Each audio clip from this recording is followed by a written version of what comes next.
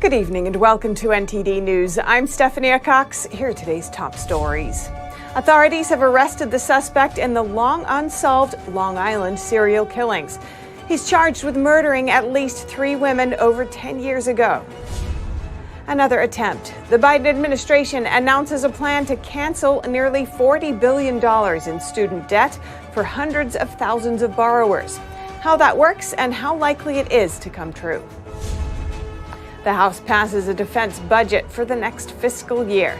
It includes a few amendments that Republicans are celebrating and Democrats are pushing back against.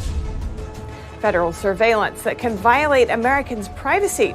For the second time in 3 months, a House committee examines the pros and cons of stopping it. Last night at midnight, actors joined writers to strike over what they're calling unfair wages and potential job losses. The strike is disrupting TV production. And in Sudan, a mass grave is discovered showing the deadly extent of the current fighting. The UN says the victims include women and children.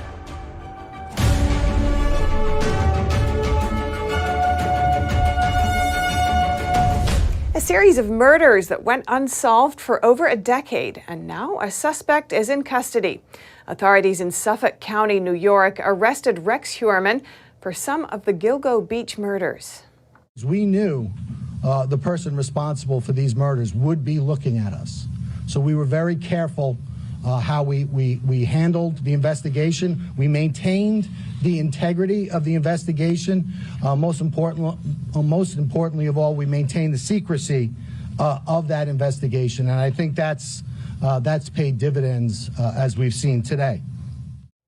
11 sets of human remains, mostly of women, were discovered along an isolated stretch of Gilgo Beach on Long Island in 2010 and 2011.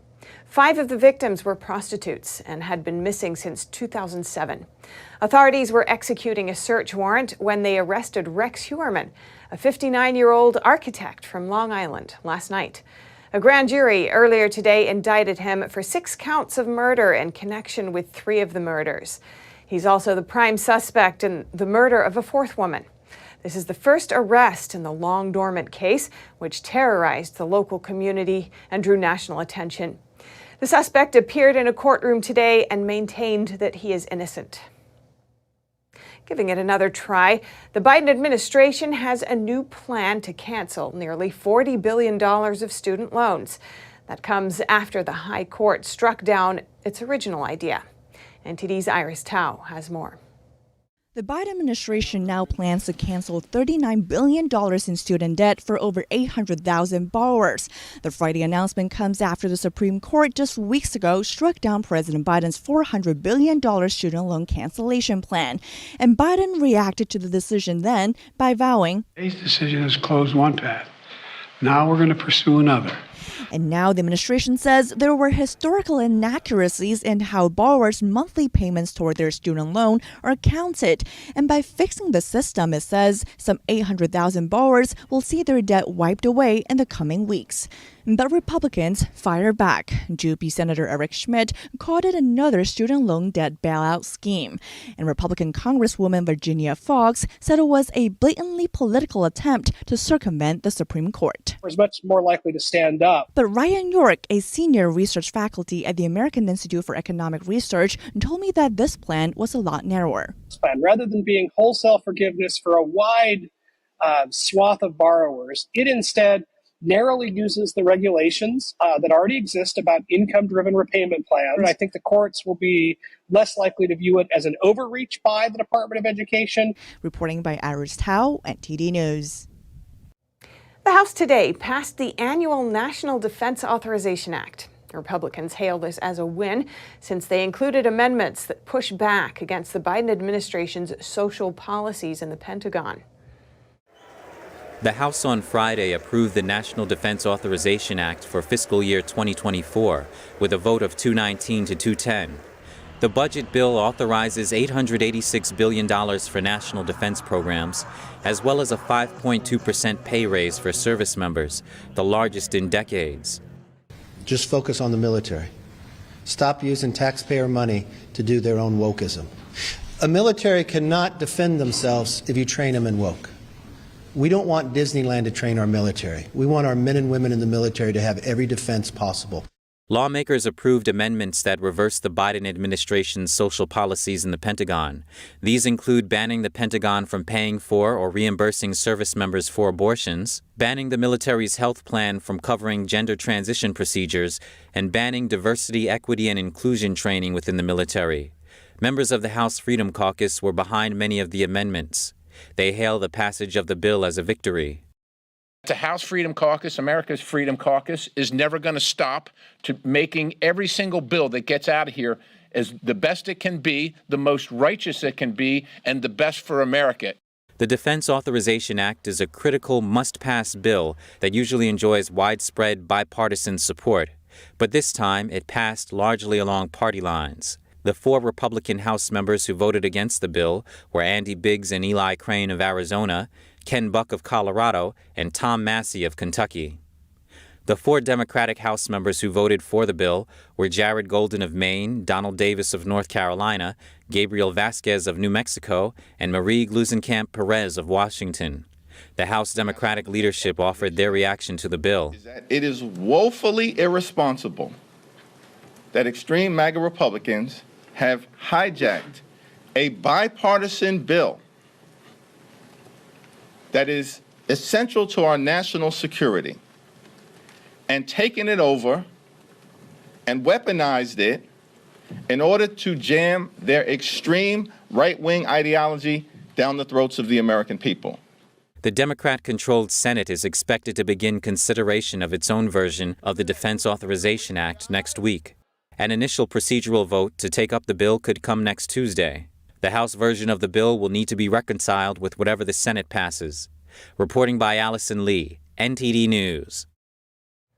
A House subcommittee today examined possible solutions to the federal government's warrantless surveillance of Americans. NTD's legal correspondent Arlene Richards reports.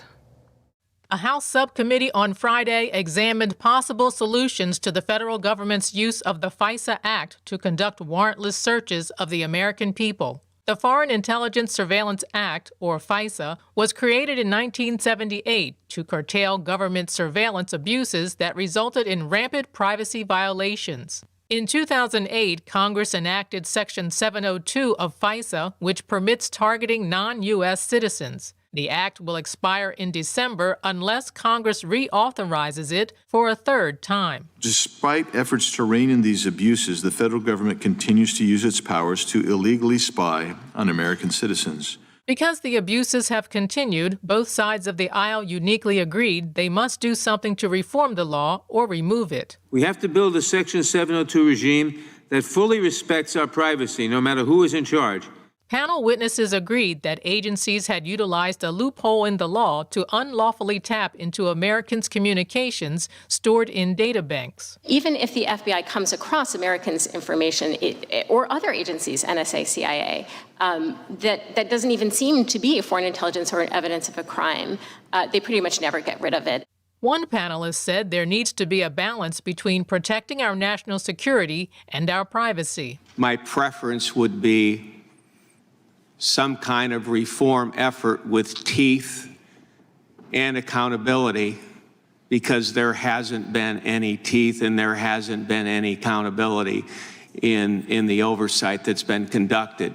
Another panelist commented on what could happen if Section 702 isn't reauthorized. There was an existence before 702, and Rome did not burn, that you have a system that can handle it. The question is whether Congress feels that these abuses are so serious that you want to use a rule. But what could happen without the rule? If there's no statute that governs the issue, you're basically going to be opening the door to the White House and Justice Department lawyers to come up with creative rationales. Congress has the constitutional authority to determine when, why, and how Americans can be surveilled. The House will continue to consider this issue in the coming months. Arlene Richards, NTD News. Hollywood actors joined writers to strike at midnight last night. They're asking for an increase in pay and a guarantee that their jobs will not be replaced by AI. Hollywood actors went on strike at midnight Thursday after talks with studios broke down. They joined film and television writers who have been on picket lines since May, disrupting the production of shows and movies. Fran Drescher, former star of the Nanny TV show and the president of SAG-AFTRA, called the studio's responses to actors' concerns insulting and disrespectful. You cannot change the business model as much as it has changed and not expect the contract to change too. We're not going to keep doing incremental changes on a contract that no longer honors what is happening right now with this business model that was foisted upon us. Both SAG-AFTRA, Hollywood's largest union representing 160,000 film and television actors, and the Writers Guild of America are demanding increases in base pay and residuals in the streaming TV era, plus assurances that their work will not be replaced by artificial intelligence. Well, number one, we're fighting for basic respect and protection for our members. That includes things like making sure that our members aren't abused by unfair provisions regarding artificial intelligence. They don't have their image and likeness and voice stolen from them through that method. Number two, making sure that they are not working in 2023 or in 2026 for less money in real dollar terms than they made in 2020. The entire business model has been changed by streaming, digital, AI. This is a moment of history. That is a moment of truth. If we don't stand tall right now, we are all going to be in trouble. We are all going to be in jeopardy of being replaced by machines. Hollywood studios now face their first dual work stoppage in over 60 years, forcing them to halt many productions across the United States and abroad.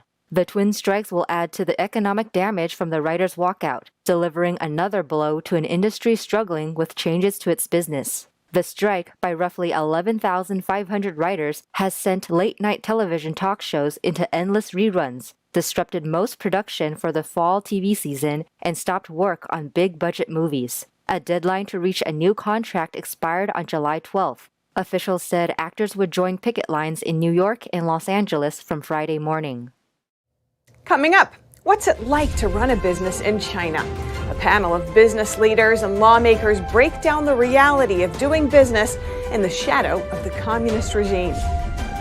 And China's hacker army is becoming more and more sophisticated. Instead of loud smash-and-grab operations, they're now stealthily hiding deep within networks, collecting data on America. More when we return.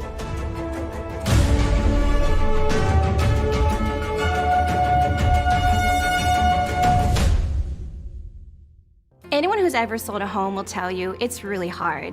And it's one of the biggest financial decisions you'll ever make. That's why who you work with matters. Together with HomeLight, we take care of every detail.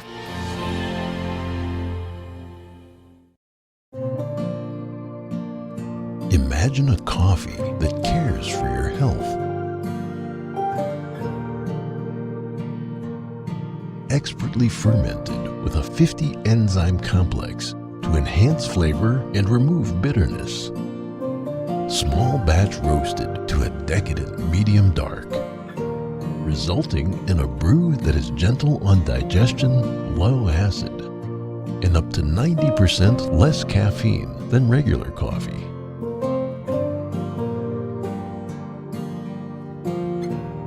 Try America's first enzyme fermented coffee today.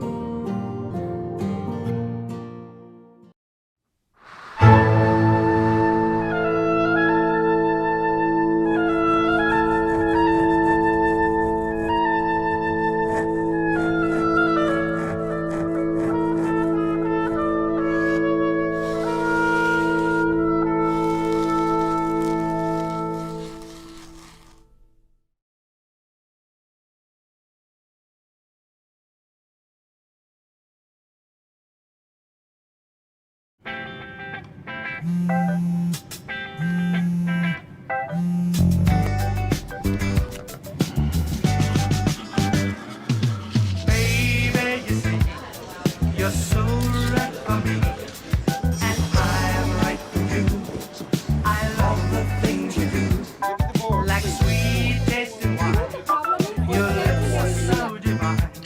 Your loving turns me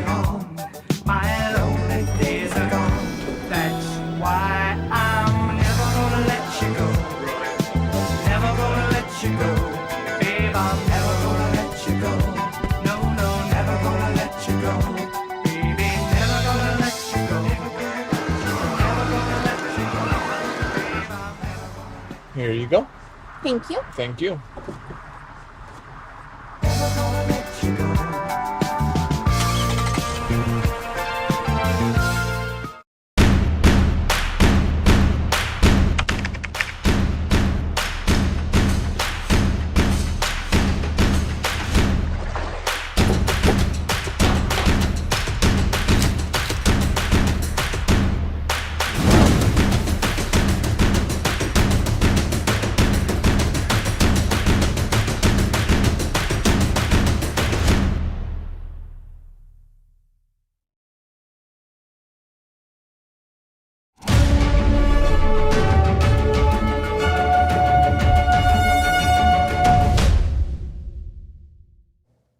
What's it like doing business in China?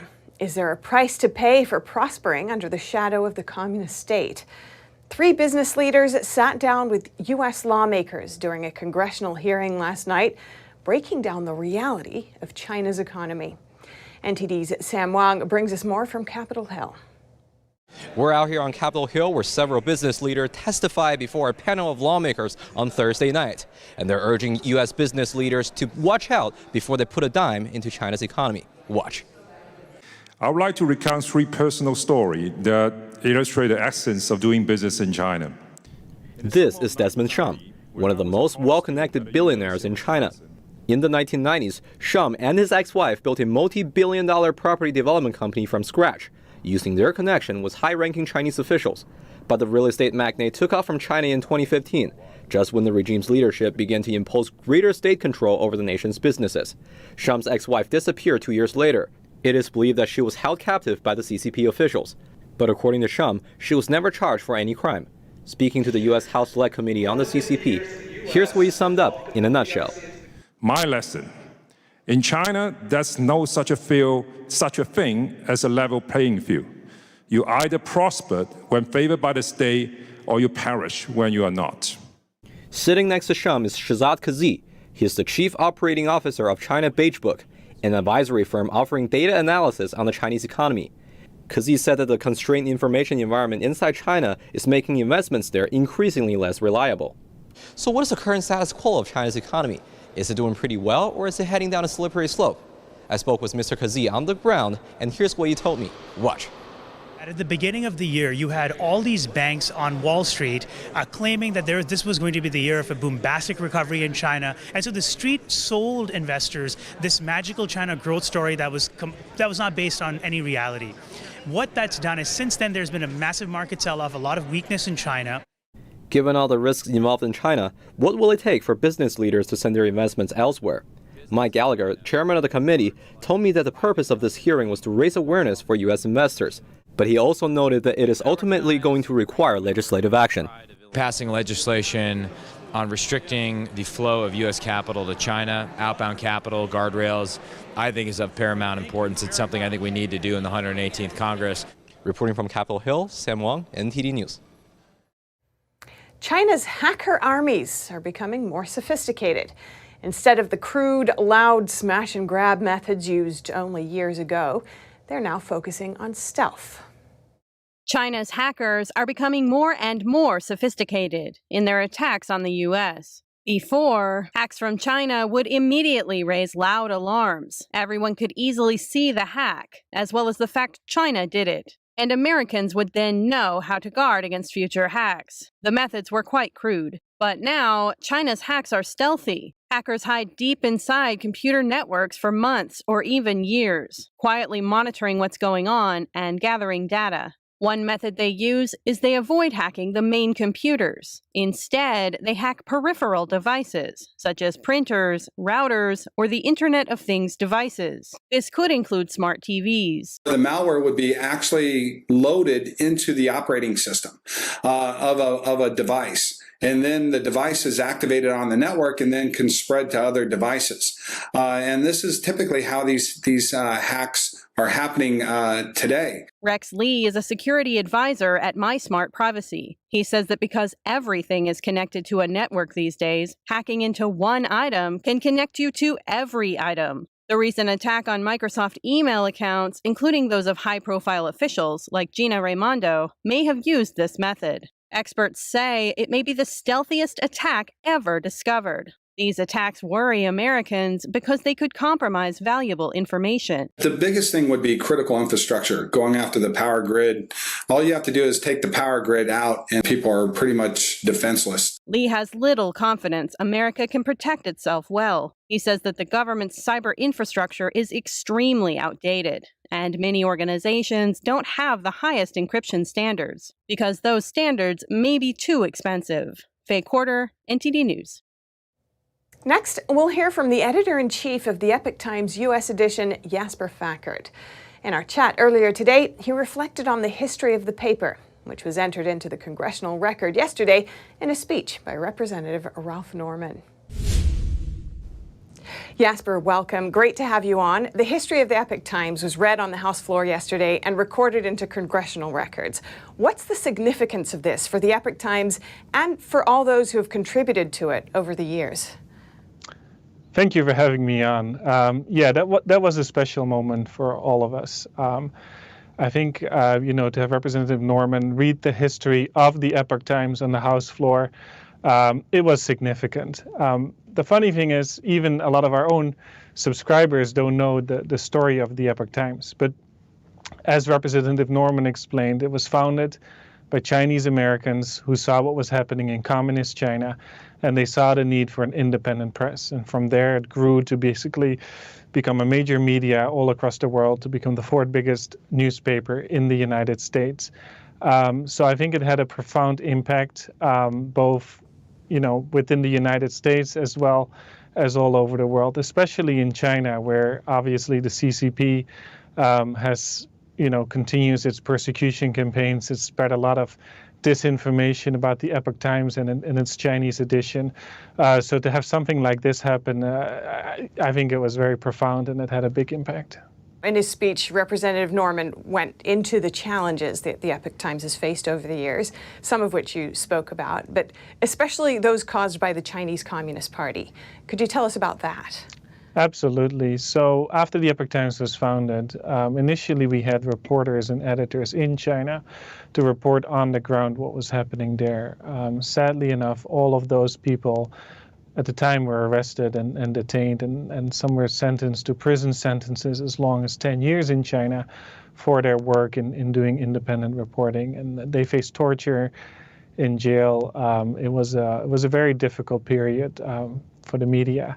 But even if you look at beyond China's borders, the CCP has never given us a break, basically, whether it's incessant cyber attacks or even attacks within the United States. In 2006, we had an incident where our lead IT professional at the time, his home was broken into. He was duct taped to a chair, his mouth was closed, he was beaten, and the only thing that was stolen were his laptops. If you look in 2019, we had one of our printing presses literally set on fire in Hong Kong, and just 2 years later, we had an incident where assailants came in with sledgehammers to literally smash up the printing equipment. So again, I think the Epoch Times is a story of resilience in the face of challenges, and quite honestly, that's what it takes to do good journalism. There are high odds to overcome, but given the importance and the dedication that we see among our staff, I think we've been able to grow up to this point, basically. It is really a positive story in the end, the Epoch Times story. It's a great American story in some ways, one of overcoming all odds, as you say, in the pursuit of justice, truth, and freedom. So what do you think America today can learn from the Epoch Times history and its success? Well, I think, like you said, I think this story could have only happened in America. When John founded the Epoch Times, he did so in his basement in a suburb of Atlanta. He didn't have anything, but he had the wish to do it. And America is the country where that's possible. This is where our free speech is protected. This is where a free press can flourish. And I think what it takes is the determination to do it and a commitment to the highest standards of journalism. And I think that's brought us where we are at this point. And that's why I think the speech on the House floor was so profound, because it's basically an acknowledgement of all this hard work that has been put in over the past 20-some years. Jasper Fackert, editor-in-chief of the Epoch Times U.S. edition. Thank you so much. Really appreciate it. Thank you. And over in Sudan, fierce fighting continues in the war-torn country. It has displaced millions of people. And now a mass grave has been discovered, showing the extent of the deadly conflict. NTD's Jason Perry has that update. In a troubling development, a mass grave has been uncovered in Sudan. The United Nations Human Rights Office says that at least 87 people, including women and children, were buried in the grave in West Darfur. And the UN says it has credible evidence that suggests the paramilitary group, the Rapid Forces, or RSF, was responsible for the killings. The conflict in Sudan began about 3 months ago when the RSF engaged Sudan's military in a fight for power. And much of the fighting has taken place in Sudan's capital, Khartoum. Civilians have faced looting, sexual violence, power outages, shortages of food and water, and a lack of medical services. And many civilians have been caught in the crossfire, resulting in a tragic humanitarian crisis. To address the situation, Egypt has taken the initiative to mediate between the two military factions. Here's Egyptian President Abdel Fattah al-Sisi on Thursday.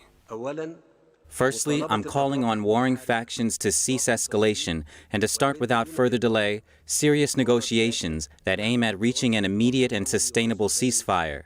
Secondly, I'm calling on all Sudanese parties to facilitate the passage of humanitarian aid. El-Sisi's plan aims to achieve a 3-month ceasefire. I talked to geopolitical strategist Alp Savim Lasoy about the situation in Sudan. With regard to the mass graves, I mean, it's a human travesty. But moreover, it's another sign that the RSF should have been folded into the Sudanese National Army. I mean, this was the big reason as to why General al-Burhan and General Djolovic had a falling out. And we have to remember that there was a point where General Djolovic was al-Burhan's deputy. So what we're seeing really is the fallout from a power struggle that's engulfed not just Sudan, but the region at large. But could the RSF actually be integrated into the Sudanese military? Yes, absolutely, Jason. I think we can definitely see the RSF becoming part of the Sudanese army, mainly because when we look at what's happened before the conflict, we saw a collaboration on multiple fronts. When the uprisings occurred in Darfur, the RSF became infamous for their actions. In fact, many of them were unlawful. So at this point, if the Sudanese National Army can separate those perpetrators of many of these crimes from those who feel as though they're fighting for some sense of legitimacy of their own, what we can create is a more secure, better structured Sudanese armed forces that resembles more of the populace and more of the political spectrum within the country. So far, about 2.5 million people have fled their homes in Sudan to go to other regions within the country, and another 700,000 have fled to neighboring countries for safety. Jason Perry, NTD News. Coming up, the heat wave is upon us. In the Southwest, temperatures are reaching past 110. We'll hear how to stay safe and hydrated. And a number of state attorneys general are warning America's largest corporations that they can't use race in hiring and firing decisions. We hear from the CEO of a job board company after the break.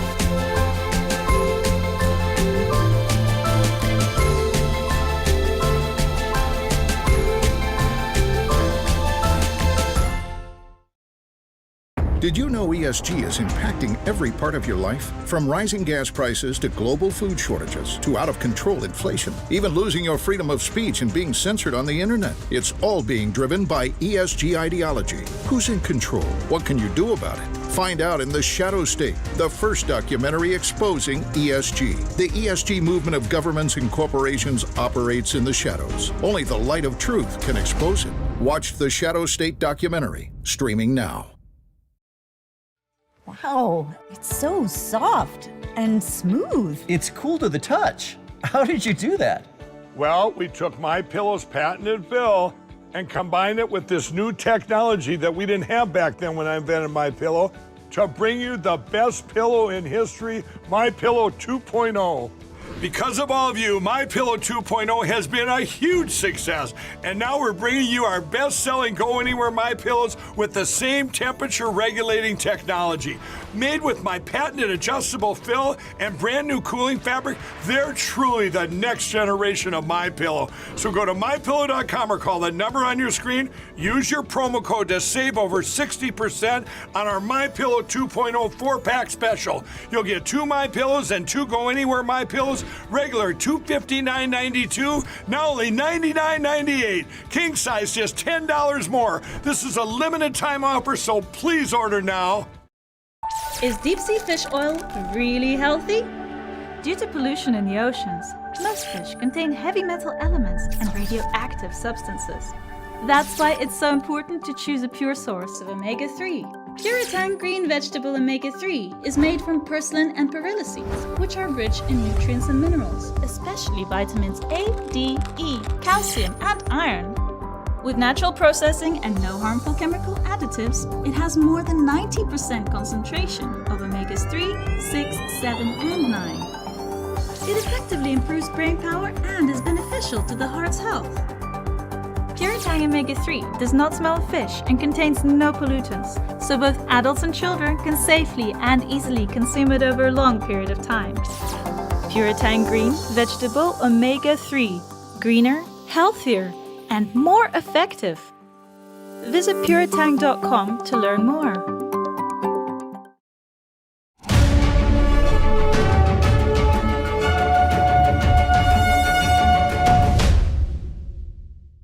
Welcome back. If you're just joining us now, here are some of today's top headlines. A suspect has been arrested in the Gilgo Beach murders that puzzled investigators for over a decade. He's been identified as an architect from Long Island. The Biden administration is giving it another try at canceling student loans. The Department of Education announced a new plan that would wipe out $39 billion of debt for over 800,000 borrowers.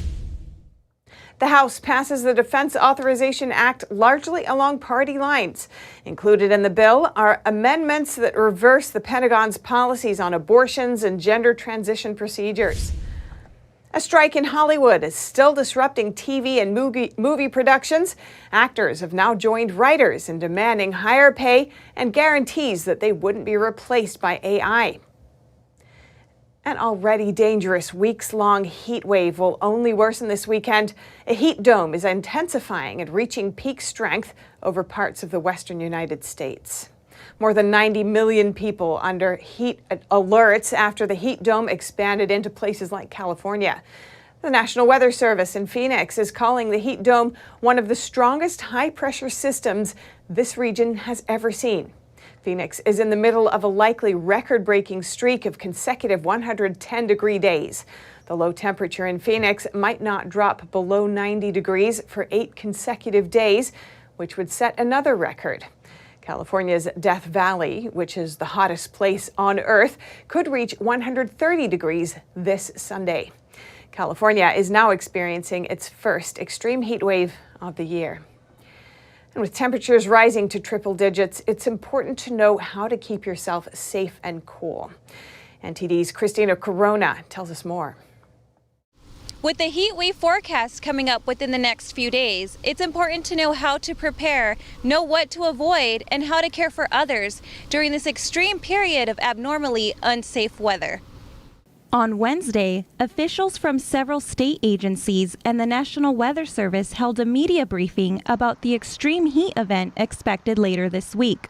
One of the things I want to emphasize off the top of this presentation is that extreme heat is a killer. More than any disaster we face, we see more fatalities from heat.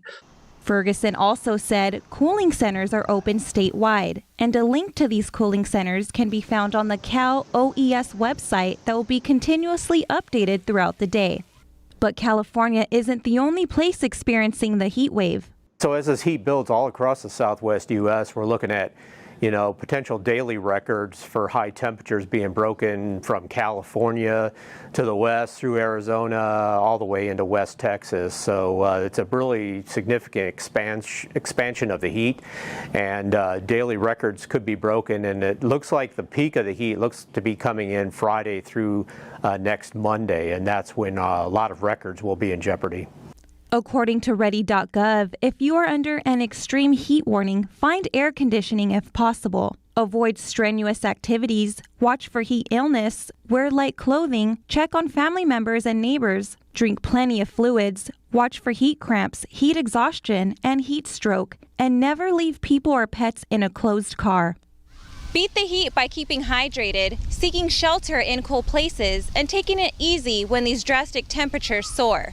Christina Corona, NTD News, Los Angeles.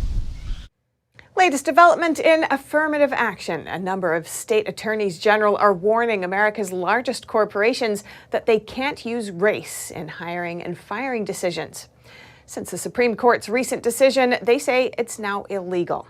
Earlier today, I spoke with the CEO and founder of job board and talent connector Red Balloon, Andrew Krapichetz, for his analysis. Andrew, thanks for joining us. What's your response to the AG's letter on affirmative action?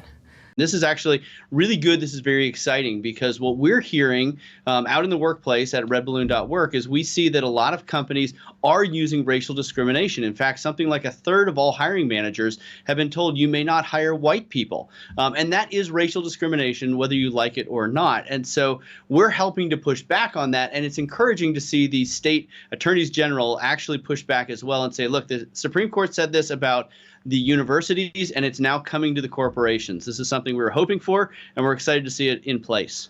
Now, many people are still concerned that race-based gaps still exist in the workplace. Is there a way that companies can address that without DEI programs, do you think? Yeah, well, what's interesting is if you actually read the ruling or the letter that the attorneys general sent, and I'm going to read just a really small part of it. It says, one of the principal reasons race-based is treated as a forbidden classification that is demeaning the dignity and worth of a person who is judged by their ancestry instead of by their own merit and essential qualities, right? And so it is demeaning, no matter what your skin color is, to say, I don't care if you're the best person at the job or not the best person, you're getting this job because of your skin color. And so we're encouraging corporations to get back to the meritocracy that made America great in the first place. You hire the best people for the job. And I know that I've hired a number of people, hundreds of people over the years, and if I've hired someone based on their skin color, that is mean to them, because now they're saying, look, I wasn't the best person for the job, but it's a sympathy hire. Nobody wants a sympathy hire. That's demeaning to the person. So I would encourage corporations to look for the best people, and often the best people might have a different skin color than you do, but that shouldn't bother you. As you referred to, you've been working to facilitate merit-based employment practices through your organization, Red Balloon. What are the qualities that make for the most successful match in your experience? Yeah, it is people who want to show up and work hard. Today's corporations are struggling to get people who actually show up. I was talking to one company and they said the applicants coming from a big job board like Indeed.com, only 30% actually show up for the interview. 70% ghost the interview. So they are struggling to find people who just have a work ethic, who want to focus on providing value to that company, who actually believe in capitalism. And that's what redballoon.work is focusing on. We have great job seekers who are serious about a career, who want to build the company that they're working for, and aren't going to bring a lot of this woke nonsense into the workplace. So, and it's working. A lot of these companies are surviving. We saw CNBC just had a ranking of the states that are friendliest to business and are succeeding and most prosperous, and they're generally red states. So the scorecard is out. If you go woke, you might go broke, and you should focus on just doing your job. Andrew Krapichetz, CEO and founder of Red Balloon, thank you so much for your time. Thanks for having me. Now we look at an upcoming Epoch Times documentary called No Farmers, No Food, The Coming Food Crisis. A panel discussed the documentary at Freedom Fest in Memphis, Tennessee yesterday. We heard from panelists and attendees to get their impression of the film. Let's take a look. It tells you everything you need to know about the global leaders behind this, about the corporate government collusion, and about why their livelihood is being threatened. And it goes even beyond agriculture, because the same thing's happening in our energy supply and our transportation. So what Epoch Times has done here is they've really, in a nice, tight package, delivered to people who want to know what's going on with our food supply, who's behind it, how they can stop it, and how they can fight back. We're talking about the most basic freedoms that people can have, the right to produce, the right to consume, the right to own land, the right to control, to govern themselves. I mean, these are just absolutely fundamental issues that transcend party lines, that transcend partisanship and these kind of squabbles that we have nowadays. So it's a very, very good investment in your time, I think, to find out what's happening to the food supply. I finished the documentary thinking that how compelling it was, and so I'm really thrilled. I think it's going to wake up a lot of people that don't know that this is a problem, and hopefully help wake them up in time that we can fix it. The documentary looks into the agenda behind global green policies, stories of farmers forced out of business, disruptions to the food supply, and why edible bugs are suddenly being pushed as a global green solution. Those attending the panel said they can't wait to see the film. Gotta watch it. That's it.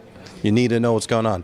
That's the first thing we need to do, get information out there. People have to become aware.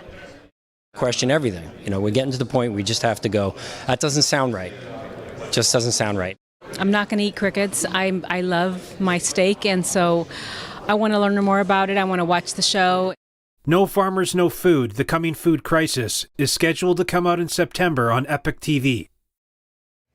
Coming up, a major cycling organization draws praise from a former Olympic cyclist after changing its transgender policy. One of San Francisco's iconic landmarks is celebrating its 125th birthday. The city celebrated with music, food, and entertainment. We'll take you there after this break.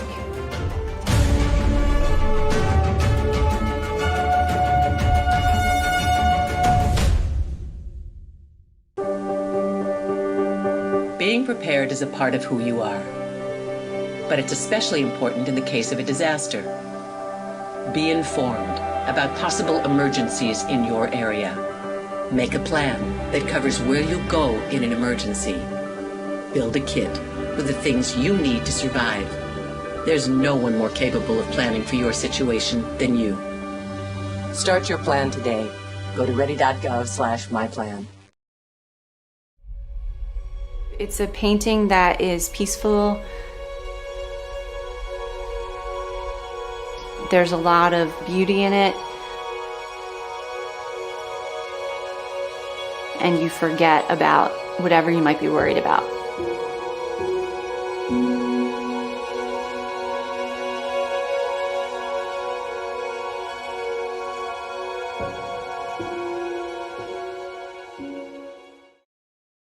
Many Holocaust survivors are impoverished and suffering today in their final years.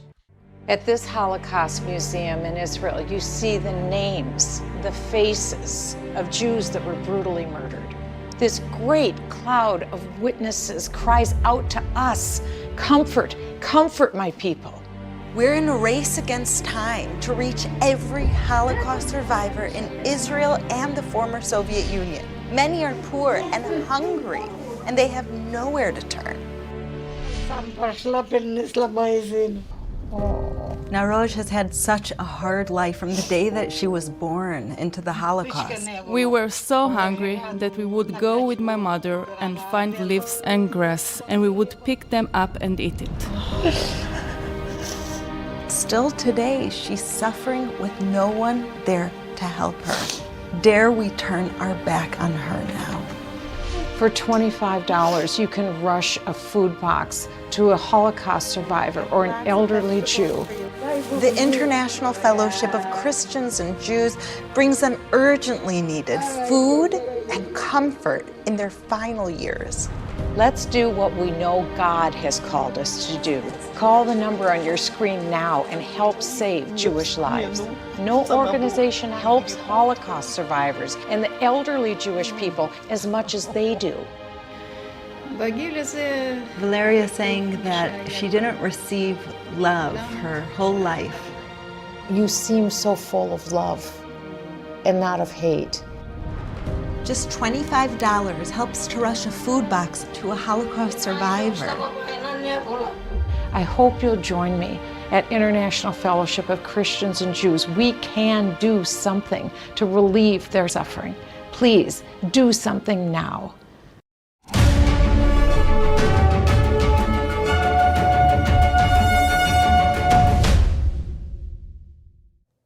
And now for your sports news. The Wimbledon finals are all set. NTD's Dave Martin looks at the matchup. That's right, Steph. Novak Djokovic continued his blazing Wimbledon run, downing 6th-seeded Jannik Sinner in straight sets this morning to win his 34th straight match at the All-England club and put him in the finals. The world's second-ranked player saved all 6 break opportunities that Sinner had and is now in position to win his 5th straight title there and 8th overall. To do so, though, he'll have to get past top-ranked Carlos Alcaraz. The 20-year-old topped Daniel Medvedev in straight sets today to advance to his first ever finals there. Now, there's become a little history there between the two, and not just because they've been flip-flopping between 1 and 2 in the rankings. Alcaraz's father was recently seen taking video of Djokovic's practice session. When asked about it, Alcaraz said it was probably true, as his dad is a big tennis fan, though he doesn't think it would give him an advantage. Now, it should be noted that the practice courts at Wimbledon are accessible to reporters and a limited number of fans and have no visible barriers between them and other adjacent practice courts. And in cycling news, cycling body UCI has changed their policy and has now banned transgender athletes who transitioned after puberty from competing in the women's division. Any participant who doesn't meet the female criteria will participate in the men's category. The issue had come to the forefront in recent months as cyclist Austin Killips, a biological male who identifies as female, won multiple races in the women's division. Former Olympic cyclist Inga Thompson, who's voiced her concern over the fairness of their former policy, told NTD, quote, "I'm enormously pleased to see the UCI has chosen fairness for women's athletes. The studies by many doctors and scientists has been acknowledged and the wishes of the women athletes has been heard." The new rules will go into effect on July 17th. And that's it for your sports news today. Steph, back to you. Thanks, Dave. And switching gears, NTD now has its own beauty pageant. The first annual Miss NTD will be held at Purchase College in New York State this fall. The pageant celebrates inner beauty and traditional values.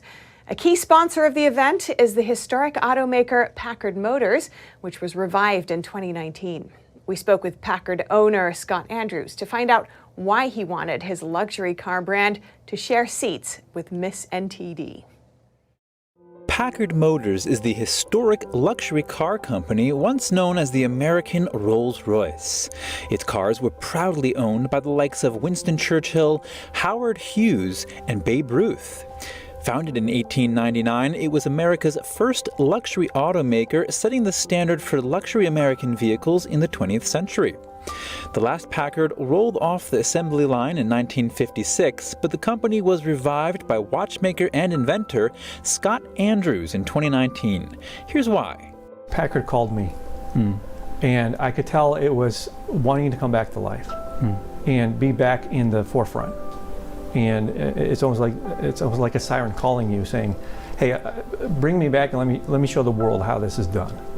Andrews says he's inspired by the founders of Packard Motors, who had no problem setting everything aside to stand for American values, truth, tradition, and those kinds of things. In other words, at the end of the day, they wanted a good civil society. That's similar to what the founders of Miss NTD want. The purpose of the pageant is to bring back to society pure authenticity, pure goodness, and pure beauty. The alignment couldn't be any more synergistic. Specifically, it's the values. Packard's known as the luxurious gentleman or lady. Miss NTD is looking for the woman of Chinese descent who most exemplifies the traditional Chinese virtues of morality, righteousness, propriety, benevolence, and faithfulness. She'll be awarded the Miss NTD Sapphire Tiara for 1 year, a $10,000 cash prize, and a variety of other gifts, perks, and opportunities. The owner of Packard Motors has this to say to the young ladies participating in the pageant. Number one, follow God. Starts with there. And number two, very important you focus on your inner beauty first. He thinks the pageant will have a global presence in the future and sees the pageant as the spark of a fire. It takes a spark to get it going. And they're being very brave to be that spark. And I believe this is going to be fireworks, not just a spark. Since its opening in 1898, the Ferry building in San Francisco has been the center of a transit hub connecting the whole Bay Area. However, San Francisco residents tell NTD's Sean Morgan it's more than that. On a day like this, we would usually have about 8,000 passengers on our system. We're expecting 9,000 to 10,000 today, just as people take advantage of the free rides for kids and come over to celebrate an amazing accomplishment for the Ferry building. In addition to the free youth rides, there is live music, free ice cream, and a proclamation from the mayor. I love this event. The Ferry building is my favorite place in San Francisco. I am here 5 out of 7 days a week to either get a coffee or just walk around and sit and look at the water. We come to the farmers market every Saturday, so celebrating the 125 years is super significant. It really showcases what the Ferry building provides and what San Francisco has to offer as well. I think the Ferry building represents, most importantly to San Franciscans, is resiliency. It's gone through so many different, identities. It was a burgeoning transit hub from 1898 until the 1930s. The bridges were built in the 1930s, so it sort of reinvented itself then. And then from the 1950s to the late 1980s, it was a mixed office space. And then, of course, the '89 quake changed everything. It took this double-decker freeway in front of the building down, and the Ferry building reinvented itself again as a beautiful marketplace that celebrates local foods and flavors. We saw this advertised. We had to come because we're history buffs as well, and the history of San Francisco and all the historical buildings. I mean, this is like number one of the historical buildings, with the ferries and everything going on. So this was our number one destination when we heard that the 125th anniversary was coming. We're so happy. We're so happy we live here. In San Francisco, Sean Morgan, NTD News. If you have any news tips or feedback for our show, you can email us at eveningnews@ntd.com. That's all for today's news. Thanks for tuning in. I'm Stephanie Cox. Good night.